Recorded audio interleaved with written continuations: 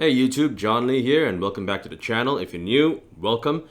Alright, as I promised all of you last week, we are going to do a review of the movie Space Sweepers. I saw this on Saturday, and I thought it was a decent movie with some imperfections. Now, before we go on, I want to point out that because this movie has been out on Netflix only for a few days, there are probably some of you who have not yet seen this movie, so I'm not going to go into any heavy spoilers.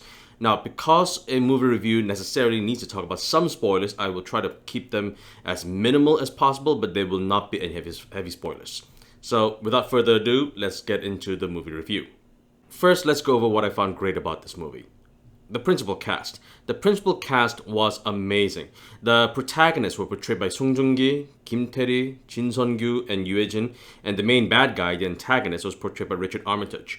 Now, these actors are all veteran actors who have been in TV shows and movies and variety shows of all kinds, and it shows.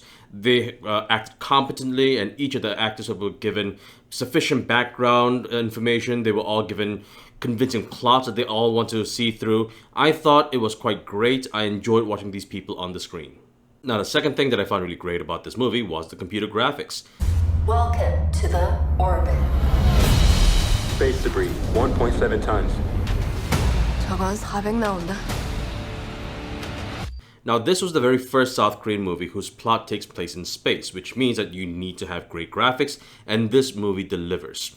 Now, when I saw this movie, I did not see any differences between this movie's computer graphics and what I would expect to see from a Marvel movie. I thought it was almost identical. In fact, when I looked it up, this movie had a total budget of about $21 million, which is a little less than 10% of what it cost to make Guardians of the Galaxy. And so I was thinking the whole time, imagine what Korean cinema would be able to produce if it had access to that kind of money. With only a fraction of the money that Hollywood typically spends on one of their summer blockbusters, this movie was able to deliver in spades, and I was really pleased about that. South Korean movie is taking the world by storm. Now, the third thing that I really liked about this movie was the sufficient world building that it invested in. It made me feel like this world was realistic and believable, even though this movie was science fiction. For example, one of the things I really appreciate about this movie was that there is no universal language. It's like how in Star Wars or Star Trek, despite the fact that the story takes place in galaxies far away and there are alien species all communicating with one another, they all somehow speak in English. There is no universal language in this movie. Yes, it's a South Korean movie, and so most of the dialogue does take place in Korean. But you can also hear languages spoken in English, in Arabic, in Spanish, in French, in Russian, and if I'm not mistaken, in Danish as well. But this movie points out from the very beginning of the story that there are these little translators that people stick into their ears, and that's how, although people speak in multiple different languages, everyone is able to understand one another. And so these are the little things that I find really something that I can grab onto and appreciate. And I think that Space Sweepers did a really good job doing the sufficient world building that it did. Now, I did say earlier that this movie is imperfect, which means that there are things about this movie that I did not appreciate. Now, just a moment ago, I heaped praise on the world building, but unfortunately, not every aspect of the world building was given equal love and attention. For example, the side characters and the extras, they were not that great. The actors who took on these roles, well, I don't know how much experience in acting that they've had in the past, but their acting was quite wooden and they were quite awkward, and it really brought me out of the element. Now, yes, of course, obviously, the vast majority of people do not really pay that much attention to the extras and the side characters. The principal cast, that's where we focus most of our attention on. But I don't think that it's a good idea to not pay attention to the side characters because they help with so much of world building. They help fill out the background. And when the background doesn't seem all that real, no matter how well the principal actors do their jobs, it just kind of feels like it's not all quite there. I'm not quite sure what the director was thinking. Maybe he was thinking that these actors, they're not speaking Korean, and so I'm not going to do all that much directing. I don't know if that was what happened, but I just did not like a lot of the side characters. Now, the second thing that I did not really like about this movie was, unfortunately, the main villain. Now, Richard Armitage is an amazing actor. We've all seen him portray Thorin in the Hobbit trilogy. We know he can act.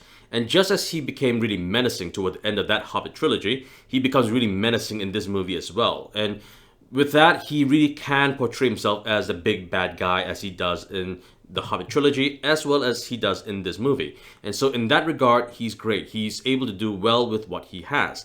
Unfortunately, his character is not really all that fleshed out. Now, the movie explains that Richard Armitage's character is 152 years old. He's the CEO of a major corporation who's able to terraform Mars, and he's one of the smartest and wisest people who is able to save humanity. He is an extremely intelligent guy who has the wisdom of age, and yet none of that characteristic ends up on screen.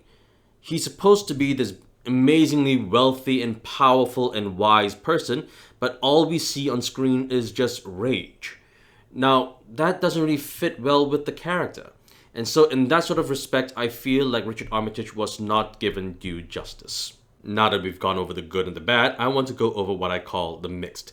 Now, I need to talk very generally about the plot of the movie. Now, I'm not going to go into any specifics, but the general plot of the movie was quite predictable. And usually when people say that the plot of a movie is predictable, that's usually not a compliment. But for this movie, it's not really much of an insult either. As I was watching this movie, there were various scenes and aspects in this movie that I found that were comparable to a lot of other different sci-fi movies. There were similarities to Guardians of the Galaxy, Cowboy Bebop, Star Wars Rogue One, Elysium.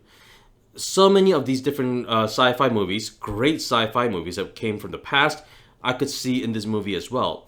And because this movie borrowed some of the best aspects of these previous movies, Space Sweepers feels like a kind of comfort food. As I was watching this movie, it felt predictable, but in a good way.